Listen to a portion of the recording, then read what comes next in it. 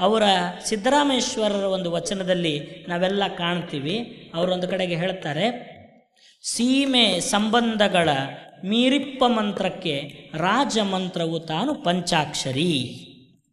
ಸೀಮೆ ಸಂಬಂಧಗಳ ಮೀರಿಪ್ಪ ಮಂತ್ರಕ್ಕೆ ರಾಜಮಂತ್ರವು ತಾನು ಪಂಚಾಕ್ಷರಿ. ಬಸವಾಕ್ಷರತ್ರಯದ ಪಂಚಾಕ್ಷರಿಯ ಗುಣದ ಏನು ಹೇಳಿದರೆ, ಬಸವಾಕ್ಷರತ್ರಯದ ಪಂಚಾಕ್ಷರಿಯ ಗುಣದ ಧ್ಯಾನ ಮೌನದ ಗುಣದ ಸತ್ವವಿಡಿದು ಆನಂದ ತ್ರೈಲಿಂಗ ಮೂಲ ಮಂತ್ರಕ್ಕೀಗ ಬಸವಾಕ್ಷರತ್ರಯವು ಮಾತೆ ನೋಡಯ್ಯ ಕಪಿಲ ಸಿದ್ಧ ಮಲ್ಲಿಕಾರ್ಜುನ. ಸೀಮೆ ಸಂಬಂಧಗಳ ಮೀರಿಪ್ಪ ಮಂತ್ರಕ್ಕೆ ರಾಜಮಂತ್ರವಾಗಿ ಪಂಚಾಕ್ಷರಿ ಇದೆ. ಆದರೆ ಆ ಪಂಚಾಕ್ಷರಿ ಮಂತ್ರ ಏನಿದೆ, ಆ ಪಂಚಾಕ್ಷರಿ ಮಂತ್ರಕ್ಕೆ ಮಾತೆಯಾಗಿ ತಾಯಿಯಾಗಿ ಯಾವುದಿದೆ, ಪಂಚಾಕ್ಷರಿಯ ಗುಣವನ್ನು ಹೊಂದಿರುವ ತಾನು ಬಸವಾಕ್ಷರತ್ರಯವಾಗಿರುವ ಬಸವ ಮಂತ್ರ, ಅದು ಪಂಚಾಕ್ಷರಿ ಮಂತ್ರಕ್ಕೆ ತಾಯಿ ಬೇರಾಗಿದೆ, ಮಾತೆಯ ಸ್ವರೂಪದಲ್ಲಿದೆ. ಯಾವ ಓಂ ನಮಃ ಶಿವಾಯ ಅನ್ನೋದು ರಾಜ ಮಂತ್ರವಾಗಿತ್ತು, ಆ ಮಂತ್ರವನ್ನು ಮೀರಿ ಮತ್ತೊಂದು ಮಂತ್ರವಿಲ್ಲ. ಅದೊಂದು ಅತ್ಯಂತಿಕ, ಈ ವಿಶ್ವದ ಯಾವ ಮಂತ್ರಗಳಿಗೂ ಸರಿಸಾಟಿ ಇಲ್ಲದ ನಮ್ಮೆಲ್ಲರ ನಿಜ ಸ್ವರೂಪದ ಸ್ಮರಣೆಯಾದ ಓಂ ನಮಃ ಶಿವಾಯ ಎಂಬ ಶಿವ ಷಡಕ್ಷರಿ ಮಂತ್ರಕ್ಕೂ ಮಾತೆಯಾಗಿ ತಾಯಿಯಾಗಿ ಬಸವಾಕ್ಷರತ್ರಯ ಇದೆ ಅಂತಕ್ಕಂಥ ವಿಚಾರವನ್ನು ಇಲ್ಲಿ ಸಿದ್ದರಾಮೇಶ್ವರರು ಸ್ಪಷ್ಟಪಡಿಸ್ತಾರೆ.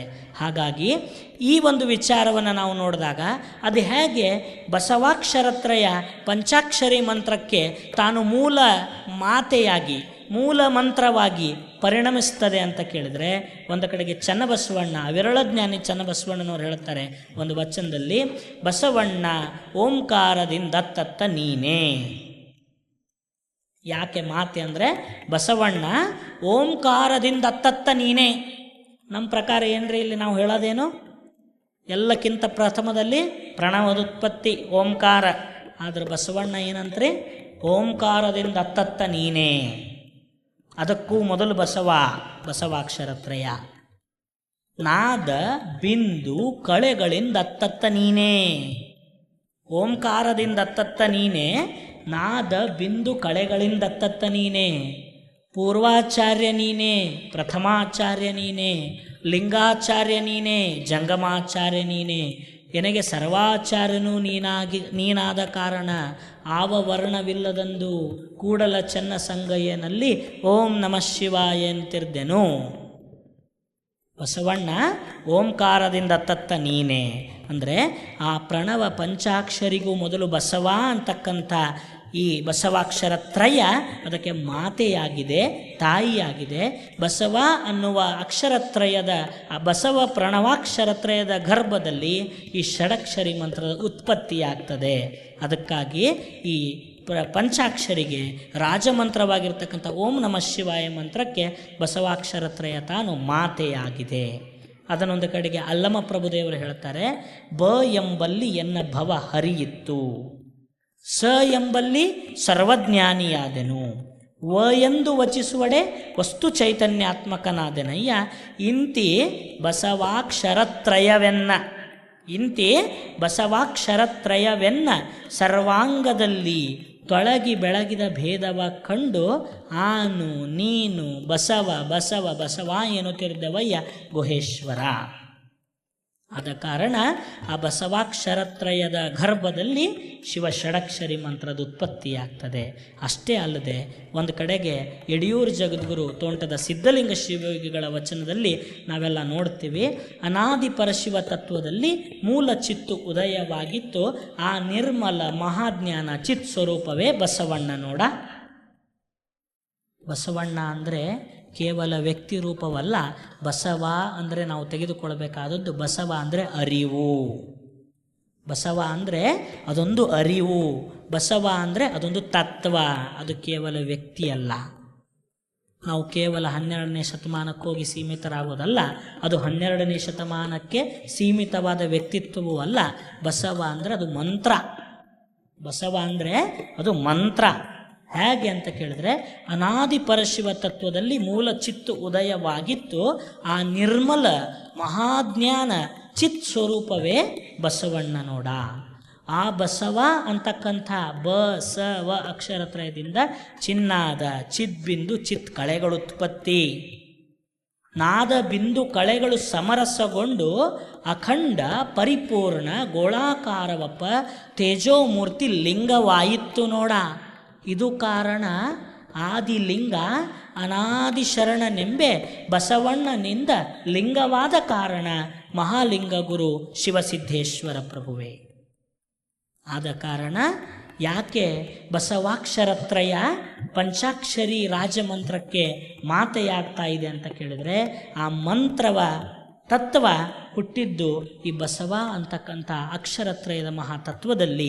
ಆ ಹಿನ್ನೆಲೆ ಒಳಗೆ ನಾವುಗಳೆಲ್ಲ ಆ ಒಂದು ಬಸವಾಕ್ಷರತ್ರಯ ಸಹಿತವಾಗಿ ಪಂಚಾಕ್ಷರಿಯ ಗುಣವನ್ನು ಜೋಡಿಸಿಕೊಂಡಾಗ ಆ ಮಂತ್ರ ಪರಿಪೂರ್ಣವಾಗ್ತದೆ. ಅಲ್ಲಿವರೆಗೆ ಓಂ ನಮಃ ಶಿವಾಯ ಇದು ಮಂತ್ರವೇನೋ ನಿಜ, ಆದರೆ ಇದೊಂದೇ ಪರಿಪೂರ್ಣ ಮಂತ್ರವಲ್ಲ. ಯಾಕೆಂದರೆ ತಾಯಿ ಬೇರು ಬಿಟ್ಟರೆ ಅದಕ್ಕೆ ಮಹತ್ವ ಎಲ್ಲಿ? ಅದಕ್ಕಾಗಿ ಅವರೇನು ಹೇಳಿದ್ರು, ಬಸವಾಕ್ಷರತ್ರಯದ ಪಂಚಾಕ್ಷರಿಯ ಗುಣದ ಎರಡೂ ಇರಬೇಕು, ಬಸವನೂ ಇರಬೇಕು, ಪಂಚಾಕ್ಷರಿನೂ ಇರಬೇಕು. ಅದಕ್ಕಾಗಿ ಈ ಮಂತ್ರ ಹೇಗಿದೆ ಅಂತ ಕೇಳಿದರೆ, ನಮ್ಮ ಸರ್ವಾಂಗದಲ್ಲಿ ಏನು ಹೇಳ್ತಾರೆ ಪ್ರಭುದೇವರು, ತೊಳಗಿ ಬೆಳಗಿದ ಭೇದವ ಕಂಡು. ಹಾಗಾದರೆ ಆ ಪಂಚಾಕ್ಷರಿಯ ಗುಣ ಬಸವಾಕ್ಷರತ್ರಯ ನಮ್ಮಲ್ಲಿ ಹೇಗೆ ತೊಳಗಿ ಬೆಳಗ್ತಾ ಇದೆ ಅಂತ ಕೇಳಿದರೆ, ಆಧಾರ ಚಕ್ರದಲ್ಲಿ ನಕಾರ ಪ್ರಣವವಾಗಿದೆ ಲಿಂಗ ಚೈತನ್ಯ. ಆಧಾರ ಚಕ್ರದಲ್ಲಿ ನಕಾರ ಪ್ರಣವವಾಗಿ, ಸ್ವಾಧಿಷ್ಠಾನ ಚಕ್ರದಲ್ಲಿ ಮಕಾರ ಪ್ರಣವವಾಗಿ, ನಂತರ ಮಣಿಪೂರಕ ಚಕ್ರದಲ್ಲಿ ಶೀಕಾರ ಪ್ರಣವವಾಗಿ, ಇಲ್ಲಿ ಬರ್ತಕ್ಕಂಥ ಅನಾಹತ ಚಕ್ರದಲ್ಲಿ ವಕಾರ ಪ್ರಣವವಾಗಿ, ವಿಶುದ್ಧಿ ಚಕ್ರದಲ್ಲಿ ಯಕಾರ ಪ್ರಣವವಾಗಿ, ಕೊನೆಯ ಆಗ್ನೇಯ ಚಕ್ರದಲ್ಲಿ ಓಂಕಾರ ಪ್ರಣವವಾಗಿ, ನಂತರ ಮುಂದೆ ಬರ್ತಕ್ಕಂಥ ಬ್ರಹ್ಮಚಕ್ರದಲ್ಲಿ ಬಕಾರ ಪ್ರಣವವಾಗಿ, ಪಶ್ಚಿಮ ಚಕ್ರದಲ್ಲಿ ಸಕಾರ ಪ್ರಣವವಾಗಿ, ಶಿಖಾಚಕ್ರದಲ್ಲಿ ವಕಾರ ಪ್ರಣವವಾಗಿ ಬಸವಾಕ್ಷರತ್ರಯ ಸಹಿತವಾಗಿ ಆ ಮಂತ್ರ ಈ ಅಂಗದಲ್ಲಿ ತೊಳಗಿ ಬೆಳಗುತ್ತಾ ಇದೆ. ನೀನೇ ಆ ಮಂತ್ರ ಸ್ವರೂಪನಿದ್ದೀಯಾ. ಏನಂತ ಮಂತ್ರ ಹೇಳ್ತೀವಲ್ಲ, ಆ ಮಂತ್ರ ಮತ್ತೇನು ಅಲ್ಲ, ಅಖಂಡ ಪರಾತ್ಪರ ವಸ್ತು ನೀನೇ ಆಗಿದ್ದೀಯಾ ಅನ್ನೋದನ್ನು ಸ್ಮರಣೆಗೆ ತಂದುಕೊಡದೆ ಮಂತ್ರ. ಇಲ್ಲಿ ತೊಳಗಿ ಬೆಳಗ್ತಾ ಇರೋದೇನು ಮಂತ್ರ. ಅದು ಏನು ಮಂತ್ರ? ಆ ಮಂತ್ರ ಸ್ವರೂಪ ನಾನೇ ಆಗಿದ್ದೇನೆ. ಅದು ನನ್ನ ಬಿಟ್ಟಿಲ್ಲ, ಮತ್ಯಾವುದೇ ದೇವರ ಕುರಿತು ನಾವು ಮಾಡೋ ತಪಸ್ಸಲ್ಲ. ನನ್ನ ಮೂಲ ಸ್ವಸ್ವರೂಪದ ಚಿಂತನೆಯನ್ನು ನಮಗೆ ಹಚ್ಚೋದೇ ಮಂತ್ರ. ಯಾವ ಮನಸ್ಸು 10 ಹಲವು ವಿಷಯಾದಿಗಳಲ್ಲಿ ಹರಿದು ತನ್ನ ಶಕ್ತಿಯನ್ನು ವ್ಯಯ ಮಾಡ್ತಾ ಇದೆ, ಭಾವ ಒಂದಿಷ್ಟು ಭ್ರಮೆಗಳಿಗೆ ಒಳಗಾಗ್ತಾ ಇದೆ, ಚಿತ್ತ ಬಹಳಷ್ಟು ಒಂದಿಷ್ಟು ಚಂಚಲ್ಯಕ್ಕೆ ಒಳಗಾಗ್ತಾ ಇದೆ, ಈ ಎಲ್ಲ ರೀತಿಯಾಗಿರ್ತಕ್ಕಂಥ ದೌರ್ಬಲ್ಯಗಳನ್ನು ನಿಯಂತ್ರಣದಲ್ಲಿ ತರೋದು ಯಾವುದು ಅಂದರೆ ಮಂತ್ರ. ಮಂತ್ರದ ನಿರಂತರವಾಗಿರ್ತಕ್ಕಂಥ ಅನುಸಂಧಾನ ಆ ಮನಸ್ಸಿನ ವಿಕಾರವನ್ನು, ಚಿತ್ತದ ಚಾಂಚಲ್ಯವನ್ನು, ಭಾವದ ಭ್ರಮೆಗಳನ್ನು ಕಳೆದು ಈ ಅಂಗದಲ್ಲಿಯೇ ಆ ಲಿಂಗ ಸ್ವರೂಪದ ಇರಿವು ಹೇಗಿದೆ ಅನ್ನೋದನ್ನು ನಮ್ಮ ಅರಿವಿಗೆ ತಂದುಕೊಟ್ಟು ನಿಜವಾಗಿರ್ತಕ್ಕಂಥ ಸುಖದ ಅನುಭವ ನಮ್ಮಲ್ಲಿ ಮಾಡಿಕೊಳ್ಳಿಕ್ಕೆ ಮಂತ್ರದ ಪಾತ್ರ ಬಹಳ ಅಗಾಧವಾಗಿದೆ. ಅದಕ್ಕಾಗಿ ಆ ಮಂತ್ರ ಅಂತಕ್ಕಂಥದ್ದು ಕೇವಲ ಜಪವಲ್ಲ. ಅದಕ್ಕೆ ಏನಂತ ಹೇಳಿದ್ರು, ಜಪ ಮಾಡಿದರೆ ಮಂತ್ರ ಅಲ್ಲ. ಅದಕ್ಕೆ ಅವ್ರು ಏನಂತ ಹೇಳಿದ್ರು ಪ್ರಭುದೇವರು ಅಂದರೆ, ಮಣಿಯ ನೆನೆಸಿ ದಿನವ ಕಳೆಯಲು ಬೇಡ. ಮಂತ್ರ ಮಂತ್ರ ಅಂಥೇಳಿ ಓಂ ನಮಃ ಶಿವಾಯ ಓಂ ನಮಃ ಶಿವಾಯ ಏನಂತ ತಿಳಿದು ಮಾಡೋದು? ನನ್ನನ್ನು ಬಿಟ್ಟು ಒಬ್ಬ ಪರಶಿವ ಇದ್ದಾನೆ, ನನಗೇನೋ ಕಷ್ಟ ಬಂದಿದೆ, ಅದಕ್ಕಾಗಿ ಅವನು ಸ್ಮರಣೆ ಮಾಡೋದು. ಕೂಡಲ ಸಂಗಮ ದೇವರ ನೆನೆಯುವುದೇ ಮಂತ್ರ. ನಮ್ಮ ಪ್ರಕಾರ ದೇವರು ನಮ್ಮನ್ನು ಬಿಟ್ಟು ಹೊರಗಿದ್ದಾನೆ, ಅವನು ನನಗಿಂತ ಶಕ್ತಿಶಾಲಿ ಇದ್ದಾನೆ, ಅವನು ಸರ್ವಜ್ಞ, ನಾನು ಅಲ್ಪಜ್ಞ, ಅವನೇ ಬೇರೆ ನಾನೇ ಬೇರೆ, ಅವನನ್ನು ಕುರಿತು ನಾನು ಮಾಡೋದು ಅಂತ ತಿಳಿದೀವಿ. ಆದರೆ ಅಷ್ಟಾವರಣ ತತ್ವದ ಹಿನ್ನೆಲೆ ಬರ್ತಕ್ಕಂಥ ಮಂತ್ರ ನಮ್ಮನ್ನು ಬಿಟ್ಟು ಹೊರಗಿರೋ ದೇವರನ್ನು ನೆನೆಸೋದಲ್ಲ, ನನ್ನ ಮೂಲ ಸ್ವರೂಪವನ್ನು ನಾನೇ ನೆನೆಸೋದು ಮಂತ್ರ. ನನ್ನನ್ನೇ ನಾನು ಸ್ಮರಣೆಗೆ ತಂದುಕೊಳ್ಳೋದು. ಏನಂತ? ನಾನು ನಾಮರೂಪಾತ್ಮಕವಾಗಿ ತೋರಿ ಅಡಗುವ ಶರೀರವಲ್ಲ. ಈ ಶರೀರವನ್ನು, ಈ ಜಗತ್ತನ್ನು ವ್ಯಾಪಿಸಿರುವ ಮಹಾಲಿಂಗ ಘನ ಚೈತನ್ಯವೇ ನಾನು. ಹೇಗಿದ್ದೇನೆ? ಓಂ ನಮಃ ಶಿವಾಯ ಸ್ವರೂಪವಾಗಿದ್ದೇನೆ. ಎಲ್ಲೆಲ್ಲಿ ಇದ್ದೇನೆ? ಆಗಲೇ ಹೇಳಿದ್ನಲ್ರಿ, ಪೃಥ್ವಿ ತತ್ವದಲ್ಲಿ, ಅಪ್ಪು ತತ್ವದಲ್ಲಿ, ನಂತರ ಆಕಾಶ ತತ್ವದಲ್ಲಿ, ಅಗ್ನಿ ತತ್ವದಲ್ಲಿ, ಪ್ರಕೃತಿಯಲ್ಲಿ, ಎಲ್ಲೆಲ್ಲಿ ವಿಶ್ವದ ಸಕಲದರೆಲ್ಲದರಲ್ಲೂ ಕೂಡ ನಾನು ಪರಿವ್ಯಾಪಿಸಿದ್ದೇನೆ. ಕೇವಲ ನನ್ನನ್ನು ನಾನು ತಿಳಿದರೆ ಸಾಲದು, ನಂತ ತಿಳಿದೇನೋ ಮಂತ್ರದಿಂದ ಅದೇ ಸ್ವರೂಪವನ್ನು ಜಗತ್ತಿನ ತುಂಬೆಲ್ಲ ಕಾಣೋದು, ಎಲ್ಲ ಕಡೆಗೂ ಅದನ್ನೇ ಗ್ರಹಿಸೋದಿದೆ ಅಲ್ಲ, ಅದು ಮಂತ್ರದ ಮೂಲ ಉದ್ದೇಶ. ಆ ಮಂತ್ರ ಏನು ಮಾಡ್ತದೆ ಅಂತ ಕೇಳಿದರೆ, ಇಲ್ಲಿರ್ತಕ್ಕಂಥ ಪಂಚ ಜ್ಞಾನೇಂದ್ರಿಯಗಳಲ್ಲೆಲ್ಲ ಪ್ರವಹಿಸಿಕೊಂಡಾಗ ಎತ್ತೆತ್ತ ನೋಡಿದಡ ತತ್ತ ನೀವೇ ದೇವ. ಏನು ನೋಡಿದಾಗ ಏನೇನು ಕಾಣ್ತಿತ್ತು ಅದೆಲ್ಲವೂ ಹೋಗಿ ಎಲ್ಲಿ ನೋಡಿದಡಲ್ಲೆಲ್ಲ ನನ್ನ ಸ್ವರೂಪ, ದೇವ ಸ್ವರೂಪ ಎಲ್ಲೆಡೆಯೂ ಕಾಣ್ತದೆ. ಎಲ್ಲಿ ನೋಡಿದಡಲ್ಲೆಲ್ಲ ಲಿಂಗ ಸ್ವರೂಪವನ್ನೇ ಗ್ರಹಿಸ್ತಕ್ಕಂಥ ದೃಷ್ಟಿ ಬರ್ತದೆ. ಅದಕ್ಕಾಗಿ ಮಂತ್ರದ ಮಹತ್ವ ಇಂತಹ ಈ ಅಂತರಂಗದ ಕರ್ಣೇಂದ್ರಿಯಗಳು, ಬಾಹ್ಯ ಪಂಚೇಂದ್ರಿಯಗಳು, ಇವುಗಳಿರ್ತಕ್ಕಂಥ ಒಂದಿಷ್ಟು ಆಕರ್ಷಣೆಗಳು, ಮಾಯಾ ಆವರಣಗಳು, ಇವೆಲ್ಲವುಗಳನ್ನು ಕಳಚಿಕೊಂಡು ನಾವು ಒಂದಿಷ್ಟು ಪವಿತ್ರರಾಗಬೇಕಾದ್ರೆ ಮಂತ್ರದ ಅನುಸಂಧಾನದಲ್ಲಿ ನಮ್ಮನ್ನು ನಾವು ತೊಡಗಿಸ್ಕೋಬೇಕು. ಆವಾಗ ಈ ಮಂತ್ರ ಅಂತಕ್ಕಂಥದ್ದು ಕೇವಲ ಜಪವಾಗಿ ಉಳಿಯೋದಿಲ್ಲ. ಆ ಮಂತ್ರ ಅಂತಕ್ಕಂಥದ್ದು ನಮ್ಮ ಅಂತರಂಗದ ಅರಿವಿನ ನಿಜ ಸತ್ವವಾಗ್ತದೆ, ಅದೇ ಸತ್ಯವಾಗ್ತದೆ. ಅದಕ್ಕಾಗಿ ಮಣಿಯ ನೆನೆಸಿ ದಿನವ ಕಳೆಯಲು ಬೇಡ. ಮಂತ್ರ ಮಂತ್ರ ಅಂತೇಳಿ ತಿಳ್ಕೊಂಡು ಜಪ ಮಾಡ್ತಾ ಕುಂದ್ರೆ ಬೇಡ. ಮಣಿಯ ನೆನೆಸಿ ಅಂತಾರವರು, ಸ್ಮರಿಸಿ ಅಲ್ಲ, ಎಣಸೋದು. ಸುಮ್ಮನೆ ಏನಂತ ಎಣಸೋದು? ಅದು ಮಂತ್ರ ಹೇಳಿ ಎಣಸೋದು. ಆ ಎಣಸೋ ಕಡೆ ನಮ್ಮ ಲಕ್ಷ್ಯ ಇರ್ತದೆ ಹೊರತು ಮಂತ್ರದಲ್ಲಿ ಮನಸ್ಸು ಒಂದಾಗಿರೋದಿಲ್ಲ. ಮಂತ್ರ ಅಂದರೆ ಏನದು? ಭಾವ, ಮನ, ಚಿತ್ತ ಎಲ್ಲವೂ ಲೀನವಾಗಿರಬೇಕು, ಅದು ಮಂತ್ರ. ಮಂತ್ರವೆಂದಡೆ ಮಂತ್ರವೇ ಕೇಳ್ತಾರೆ. ಮಂತ್ರ ಅಂದರೆ ಮಂತ್ರ ಏನು? ಮನನ ರೂಪವಾದ ಚಿತ್ತೇ ಮಂತ್ರವಲ್ಲದೆ ಅನ್ಯ ಮಂತ್ರ ಉಂಟೆ? ಆ ಮಂತ್ರದ ಪ್ರಭಾವ ಹೇಗಿದೆ ಅಂದರೆ, ಈ ಸಾಕಾರ ರೂಪದ ಮಂತ್ರದ ಅನುಸಂಧಾನ ಆ ನಿರಾಕಾರ ತತ್ವವಾಗಿರ್ತಕ್ಕಂಥ ಮಂತ್ರದಲ್ಲಿ ನಾವು ಒಂದಾಗಬೇಕು. ಆವಾಗ ಮನವೂ ಮಂತ್ರ, ಭಾವವೂ ಮಂತ್ರ, ಚಿತ್ತವೂ ಮಂತ್ರ, ಅದರ ವಿರಹಿತವಾಗಿ ಮತ್ತೇನೂ ಇಲ್ಲ, ಎಲ್ಲವೂ ಮಂತ್ರಮಯವಾಗಬೇಕು. ಅದಕ್ಕೆ ಬರೀ ಮಣಿಯ ನೆನೆಸಿ ದಿನವ ಕಳೆಯಲು ಬೇಡ, ಕಣಿಯ ಪೂಜಿಸಿ ದಿನವ ಕಳೆಯಲು ಬೇಡ. ಕ್ಷಣವಾದರೂ ನಿಜದ ನೆನಹೇ ಸಾಕು, ಕ್ಷಣದೊಳಗಣ ಅರ್ಥವಾದರೂ ನಿಜದ ನೆನಹೇ ಸಾಕು. ಇಲ್ಲಿ ನಿಜದ ನೆನಹು ಮುಖ್ಯ ಹೊರತು ಎಣಸೋದು ಮುಖ್ಯವಲ್ಲ. ಕೋಟಿ ಜಪಯಜ್ಞ, ಕೋಟಿ ಬಿಲ್ವಾರ್ಚನೆ, ಲಕ್ಷ ಜಪಯಜ್ಞ ಏನು ಮಾಡ್ತೀವಿ ನಾವು? ಅವುಗಳನ್ನೆಲ್ಲ ಸುಮ್ಮನೆ ಫಾಲೋ ಮಾಡೋದು. ಒಂದು ದೊಡ್ಡ ಬೋರ್ಡ್ ಹಾಕಿ ಕೋಟಿ ಜಪ ಯಜ್ಞ ಅಂತ ಕರೆದ್ರಿಲ್ಲೋ ಹೋಗಿ ಕುಂಡ್ರೋದು, ಮಹಾಮೃತ್ಯುಂಜಯ ಜಪ ಅಂದರು ಹೋಗಿ ಹೇಳೋದು. ಯಾವ ಜಪ ತಪ ಏನು ಮಾಡಿದರೂ ಕೂಡ ನಮ್ಮ ಸ್ವಸ್ವರೂಪ ನಮ್ಮ ಅರಿವಿಗೆ ಯಾವುದು ತಂದು ಕೊಡೋದಿಲ್ವೋ ಅದು ಯಾವುದು ಮಂತ್ರವೂ ಅಲ್ಲ, ತಂತ್ರವೂ ಅಲ್ಲ. ಎಲ್ಲಿವರೆಗೆ ಆ ಸ್ವಸ್ವರೂಪದ ಅರಿವು ನಮಗೆ ಬರೋದಲ್ಲ ಅದು ಮಂತ್ರವಲ್ಲ.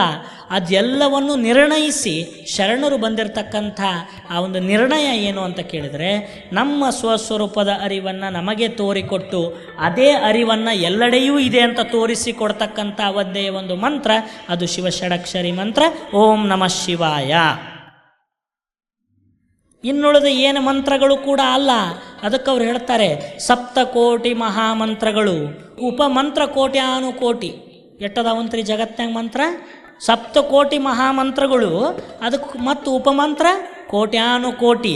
ಕಲಿತು ಬಳಲದೇಕೋ? ಇಷ್ಟೆಲ್ಲ ಕಲಿತು ಬಳಲೋದು ಯಾಕೆ? ಬಹಳಾಕ್ಷಣ ಒಂದು ಮೂಲ ಮಂತ್ರ ಸಾಲದೆ ಕೇಳ್ತಾರ್ರಿ. ಸಪ್ತಕೋಟಿ ಮಂತ್ರಗಳು, ಅದಕ್ಕೊಂದಿಷ್ಟು ಕೋಟ್ಯಾನುಕೋಟಿ ಉಪಮಂತ್ರಗಳು. ಯಾಕೆ ಅಂತ ಕೇಳಿದ್ರೆ, ದೇವತೆಗಳಷ್ಟದಾರಲ್ಲ 33 ಕೋಟಿ ಅಂತವರು. ಮತ್ತು ಅವರು ಅಷ್ಟು ಮಂದಿಗೂ ಒಂದೊಂದು ಹೆಸರ, ಅವರು ಒಂದೊಂದು ಹೆಸರಿನ ಮುಂದೆ ನಮಃ ನಮಃ ನಮಃ ಅನ್ಕೋತೋದು ಕೂಡ ಅಷ್ಟಕೊಂಡು ಮಂತ್ರಗಳು.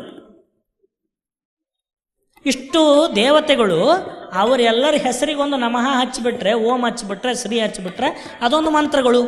ಆದರೆ ಶರಣರ ಪ್ರಕಾರ 33 ಕೋಟಿ ದೇವಾನು ದೇವತೆಗಳಿಲ್ಲ. ಈ ವಿಶ್ವವನ್ನೆಲ್ಲ ಪರಿವ್ಯಾಪಿಸಿರುವ ದೇವನೊಬ್ಬನೇ ಇದ್ದಾನೆ.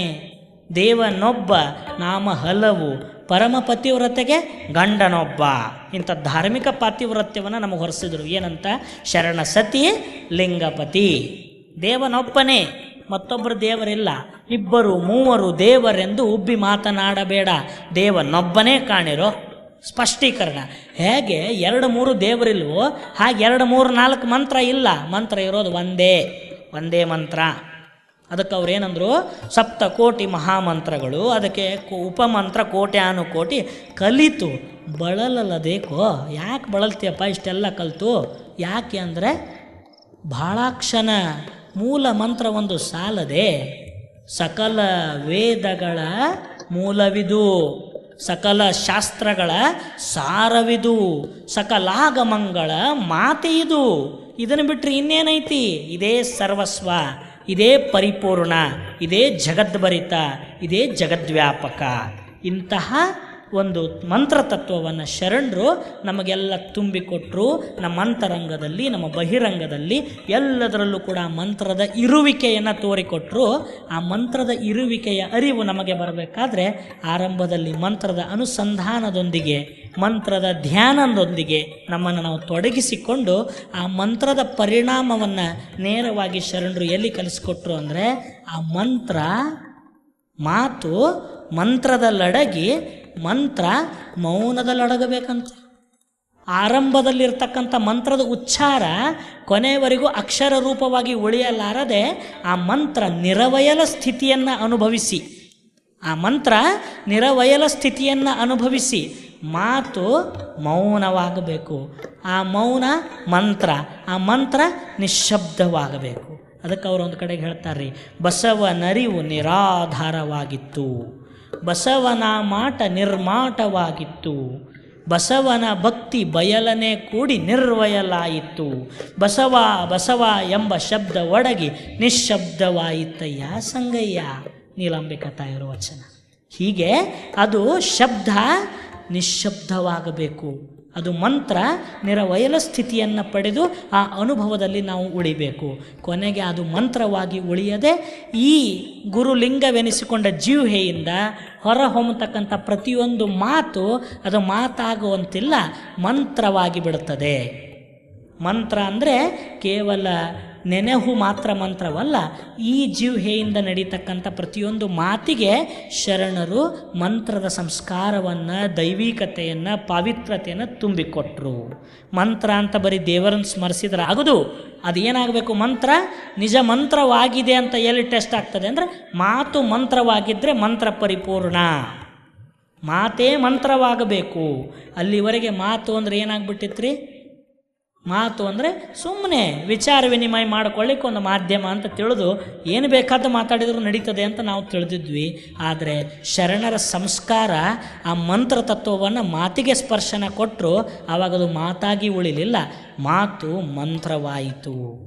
ಅದಕ್ಕೆ ಅವರು ಒಂದು ಕಡೆಗೆ ಹೇಳ್ತಾರೆ, ಏನಂತ ಹೇಳಿದ್ರು? ಮೃದು ವಚನವೇ ಸಕಲ ಜಪಂಗಳಯ್ಯ, ಮೃದು ವಚನವೇ ಸಕಲ ತಪಂಗಳಯ್ಯ. ಆ ಮಂತ್ರ ಮಾತಿನಲ್ಲಿ ಅಳವಟ್ಟಾಗ ಮಾತು ಮೃದುವಾಗಿರ್ತದೆ, ಮಾತು ಸಹಜ ಸ್ಥಿತಿಯನ್ನು ಪಡೀತದೆ. ಅದಕ್ಕೆ ಮಾತೆಂಬುದು ಜ್ಯೋತಿರ್ಲಿಂಗ, ಸ್ವರವೆಂಬುದು ಪರತತ್ವ. ಯಾವ ಅಜಗಣ್ಣ ಮತ್ತು ಮುಕ್ತಾಯಕ್ಕರ ಮತ್ತು ಪ್ರಭುದೇವರ ಸಂವಾದದಲ್ಲಿ ನಾವೆಲ್ಲ ನೋಡ್ತೀವಿ, ನೀವೆಲ್ಲ ಮಾತಾಡಿ ಕೆಡವರು ಶರಣರು, ನಿಮ್ಮ ಸಂಘ ನಮಗೆ ಬೇಡ ಅಂತ ಮುಕ್ತಾಯಕ್ಕ ತಾಯಿ ಜರಿದಾಗ ಹೇಳ್ತಾರೆ ಪ್ರಭುದೇವರು, ಅವ್ವ ಶರಣರ ಮಾತು ಅಂದರೆ ಅದು ಮಾತಂತ ತಿಳಿದು ಜರಿ ಬೇಡ, ಶರಣರ ಮಾತು ಮಂತ್ರವಾಗಿದೆ, ಲೌಕಿಕರಾಡುವ ಮಾತಲ್ಲ. ಶರಣರಾಡೋದು ಮಾತೇ ಅಲ್ಲ, ಮಾತೆಂಬುದು ಶರಣರಲ್ಲಿ ಜ್ಯೋತಿರ್ಲಿಂಗ. ಶರಣನ ಮಾತೆಂಬುದು ಜ್ಯೋತಿರ್ಲಿಂಗ, ಸ್ವರವೆಂಬುದು ಪರತತ್ವ. ತಾಳೋಷ್ಟ ಸಂಪುಟವಿದು ನಾದ ಬಿಂದು ಕಳಾತೀತ ನೋಡ. ನಮ್ಮ ಗುಹೇಶ್ವರನ ಶರಣರು ನುಡಿದು ಸಂದೇಹಿಗಳಲ್ಲ. ಶರಣರ ಮಾತಂದರೆ ಅದು ಮಾತಾಗಿ ಉಳಿದಿಲ್ಲ, ಮಂತ್ರದ ನಿರಂತರವಾದ ಅನುಸಂಧಾನ ಅವರನ್ನು ಮಂತ್ರ ಪುರುಷರನ್ನಾಗಿ ಮಾಡಿಬಿಟ್ಟಿದೆ. ಯಾರು ಮಂತ್ರದ ಅನುಸಂಧಾನದಲ್ಲಿರ್ತಾರೆ ಅವರ ಸರ್ವೇಂದ್ರಿಯಗಳು ಮಂತ್ರಮುಗ್ಧವಾಗ್ತವೆ. ಅದಕ್ಕೆ ಹೇಳಿದ್ರಲ್ಲ, ಶರಣ ನಿದ್ರೆಗೈದೊಡೆ ಜಪ ಕಾಣಿರೋ, ಶರಣ ನಿದ್ರೆಗೈದೊಡೆ ಜಪ ಕಾಣಿರೋ. ನಮ್ಮ ಪ್ರಕಾರ ಬರೀ ಮಂತ್ರ ಅಂತ ಮೇಲ್ನೋಟಕ್ಕೆ ಕೇಳಿದುಕೊಳ್ಳಿ ಏನು ಅನ್ನಿಸ್ತದೆ ರೀ? ಪರಮಾತ್ಮನ ನಾಮಸ್ಮರಣೆ ಎಚ್ಚರ ಇದ್ದಾಗ ಜಪ ಮಾಡೋದು ಹಂಗಲ್ಲ. ಮಂತ್ರ ಪರಿಪೂರ್ಣವಾಗಿ ನಮ್ಮನ್ನು ಆವರಿಸಿಬಿಟ್ರೆ ಜಾಗೃತ, ಸ್ವಪ್ನ, ಸುಷುಪ್ತಿ ಎಲ್ಲ ಅವಸ್ಥೆಗಳಲ್ಲಿ ಮಂತ್ರವೇ ಅಳವಟ್ಟಿರ್ತದೆ. ಅದಕ್ಕೆ ಶರಣ ನಿದ್ರೆಗೈದೊಡೆ ಜಪ ಕಾಣಿರೋ, ಅಲ್ಲಿ ಮಂತ್ರ ಇದೆ. ಶರಣ ನೆದ್ದು ಕುಳಿತಡೆ ಶಿವರಾತ್ರಿ ಕಾಣಿರೋ, ಶರಣ ನಡೆದುದೇ ಪಾವನ ಕಾಣಿರೋ, ಶರಣ ನುಡಿದುದೇ ಶಿವತತ್ವ ಕಾಣಿರೋ. ನಮ್ಮ ಕೂಡಲ ಸಂಗನ ಶರಣನ ಕಾಯವೇ ಕೈಲಾಸ ಕಾಣಿರೋ. ಅದು ಯಾಕೆ ಕೈಲಾಸವಾಗಿದೆ ಅಂದರೆ ಅದು ಮಂತ್ರ ಭರಿತವಾಗಿದೆ. ತನ್ನಲ್ಲೇ ಮಂತ್ರ ಸ್ವರೂಪ ಜಾಗೃತಗೊಂಡಿದೆ. ಇಂಥಪ್ಪ ಮಂತ್ರವನ್ನು ನಾವೆಲ್ಲ ಅರಿತು ಪರಿಪೂರ್ಣವಾಗಿರ್ತಕ್ಕಂಥ ಆ ಮಂತ್ರದ ಅನುಸಂಧಾನದಲ್ಲಿ ನಮ್ಮನ್ನು ನಾವು ತೊಡಗಿಸಿಕೊಂಡದ್ದೇ ಆದರೆ ಇಂಥ ಅದ್ಭುತವಾಗಿರ್ತಕ್ಕಂಥ ಸಂಸ್ಕಾರ, ನಮ್ಮಲ್ಲಿರ್ತಕ್ಕಂಥ ಸಾತ್ವಿಕ ಶಕ್ತಿ ಉದ್ದೀಪನೆ ಆಗಲಿಕ್ಕೆ ಕಾರಣ ಆಗ್ತದೆ. ಅದೆಷ್ಟೋ ಸಂದರ್ಭಗಳಲ್ಲಿ ಪ್ರತಿಯೊಬ್ಬ ವ್ಯಕ್ತಿ ಅಸಾಮಾನ್ಯವಾಗಿರ್ತಕ್ಕಂಥ ಶಕ್ತಿಯ ಆಗರವೇ ಆಗಿದ್ದರೂ ಕೂಡ ನಾವು ಹೊಂದತಕ್ಕಂಥ ವಾತಾವರಣ, ಪರಿಸರ ಮತ್ತು ಇರತಕ್ಕಂಥ ಒಂದು ವ್ಯವಸ್ಥೆಗಳಲ್ಲಿ ನಮ್ಮ ಮನಸ್ಸಿನ ಭಾವದ ಬುದ್ಧಿಯ ಎಲ್ಲವುಗಳ ಒಂದೊಂದು ವಿಕಾರಗಳೇನಾಗ್ತವೆ ನಮ್ಮ ಅಂತರಂಗದ ಅಪರಿಮಿತವಾಗಿರ್ತಕ್ಕಂಥ ಶಕ್ತಿಯನ್ನು ನಮ್ಮ ಅರಿವಿಗೆ ತಂದು ಕೊಡೋದೇ ಇಲ್ಲ. ಪ್ರತಿಯೊಬ್ಬರಲ್ಲಿಯೂ ಕೂಡ ಆ ಮಹಾಲಿಂಗ ಶಕ್ತಿ ಸರಿ ಸಮಾನವಾಗಿದೆ. ಯಾರಲ್ಲಿ ಹೆಚ್ಚು ಇಲ್ಲ, ಯಾರಲ್ಲಿ ಕಡಿಮೆನೂ ಇಲ್ಲ. ಆ ಮಹಾಲಿಂಗ ಶಕ್ತಿ ಎಲ್ಲರಲ್ಲಿಯೂ ಸರಿ ಸಮಾನವಾಗಿ ಸಮರಸಗೊಂಡಿದೆ ಅಂದಾಗ ಈ ಒಂದು ಸಮರಸಗೊಂಡಿರ್ತಕ್ಕಂಥ ಶಕ್ತಿಯನ್ನು, ಆ ಚೈತನ್ಯವನ್ನು ನಮ್ಮ ಅರಿವಿಗೆ ತಂದುಕೊಳ್ಳದೆ ಹೋದರೆ ನಾವು ಬಂದದ್ದೇ ವ್ಯರ್ಥ ಆಗ್ತದೆ. ನಾವೆಲ್ಲ ಎದಕ್ಕೆ ಬಂದೀವಲ್ಲ, ಬಂದದ್ದೇ ವ್ಯರ್ಥ ಆಗ್ತದೆ. ಬರೀ ಒಂದು 500 ರೂಪಾಯಿ ಖರ್ಚು ಮಾಡ್ಕೊಂಡು ಯಾವುದೋ ಊರಿಗೆ ಹೋದಾಗ ಕೆಲಸ ಆಗದೆ ಮರಳಿ ಮನೆಗೆ ಬಂದರೆ ಎಷ್ಟು ವ್ಯಥೆ ಪಡ್ತೀವಿ ನಾವು, ಎಷ್ಟು ವ್ಯಥೆ ಪಡ್ತೀವಿ. 500 ರೂಪಾಯಿ ಹೋಯ್ತು, ಅಲ್ಲಿ ಮಠ ಹೋದ್ವಿ, ಕೆಲಸ ಆಗಲಿಲ್ಲ. ಇನ್ನೊಮ್ಮೆ ಹೋಗೋ ಮುಂದೆ 10 ಸಲ ವಿಚಾರ ಮಾಡಿರ್ತೀವಿ. ಏನಂತ, ಏನಾದರೂ ಈ ಸಲ 50 ಪೈಸೆನೂ ವ್ಯರ್ಥ ಆಗಬಾರ್ದು, ಹಂಗೆ ಚಂದ ಕೆಲಸ ಮಾಡ್ಕೊಂಡು ಬರಬೇಕಂತ. ಬರೀ ಏನೋ ಇಷ್ಟು ಸಣ್ಣದಕ್ಕೆ. ಇನ್ನು ಪರಮಾತ್ಮ ನಮ್ಮನ್ನಿಲ್ಲಿ ಕಳಿಸಿದ್ದೆ ಅದಕ್ಕಾಗಿ, ನಮ್ಮನ್ನು ನಾವು ಅರಿಲಿಕ್ಕಾಗಿ ಈ ದೇಹ ಅಂತಕ್ಕಂಥ ಪ್ರಸಾದ ಕಾಯವನ್ನು ಕೊಟ್ಟು ನಮ್ಮ ಸ್ವಸ್ವರೂಪವನ್ನು ನಾವು ಅರಿತು ಆನಂದಿಸಲಿಕ್ಕಾಗಿ ಬಂದೀವಿ. ಮತ್ತು ಇಂಥ ಮಹತ್ವಪೂರ್ಣವಾಗಿರ್ತಕ್ಕಂಥ ಉದ್ದೇಶವನ್ನೇ ಮರೆತು ಬಿಟ್ಟರೆ ಅದೆಂಥ ವ್ಯರ್ಥ ಆಗ್ತಾ ಇದೆ.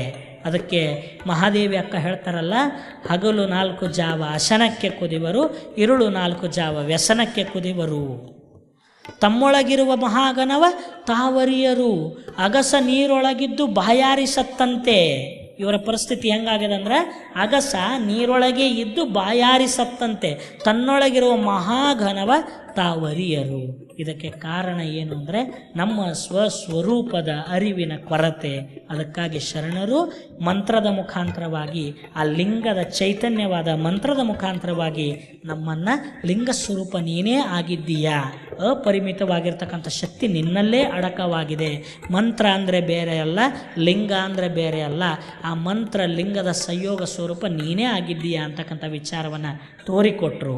ಹಾಗಾದ್ರೆ ಅದೆಲ್ಲವೂ ನಾನೇ ಆಗಿರಬೇಕಾದ್ರೆ ಆ ನಾನೇ ಆಗಿರ್ತಕ್ಕಂಥ ಸ್ವರೂಪವನ್ನು ಅರಿಯೋದಾದರೂ ಹೇಗೆ ಅಂತ ಕೇಳಿದರೆ, ಅರಿವು, ಆಚಾರ, ಅನುಭಾವಗಳೆಂಬ ಈ ಅದ್ಭುತವಾದ ವಿಚಾರಗಳ ಮುಖಾಂತರವಾಗಿ ನಮ್ಮನ್ನು ಪರಿಪೂರ್ಣವಾಗಿರ್ತಕ್ಕಂಥ ಪರಿವರ್ತನೆಯತ್ತ ನಮ್ಮನ್ನು ತೊಡಗಿಸಿಕೊಂಡು ನಮ್ಮ ನಾವರಿತಕ್ಕಂಥ ಕ್ರಿಯೆಯಲ್ಲಿ ತೊಡಗಿಸಿಕೊಂಡದ್ದೇ ಆದರೆ, ನಮ್ಮ ವೈಯಕ್ತಿಕ ಲೋಪದೋಷಗಳನ್ನು ನಾವು ಕಂಡುಕೊಂಡದ್ದೇ ಆದರೆ, ಅವುಗಳನ್ನು ಕಡಿಮೆ ಮಾಡಿಕೊಳ್ಳುವತ್ತ ನಾವು ಹೆಜ್ಜೆ ಹಾಕಿದ್ದೇ ಆದರೆ ನಮ್ಮಲ್ಲೇ ಅಡಕವಾಗಿರ್ತಕ್ಕಂಥ ಶಕ್ತಿ ಜಾಗೃತವಾಗಲಿಕ್ಕೆ ಸಾಧ್ಯ ಆಗ್ತದೆ.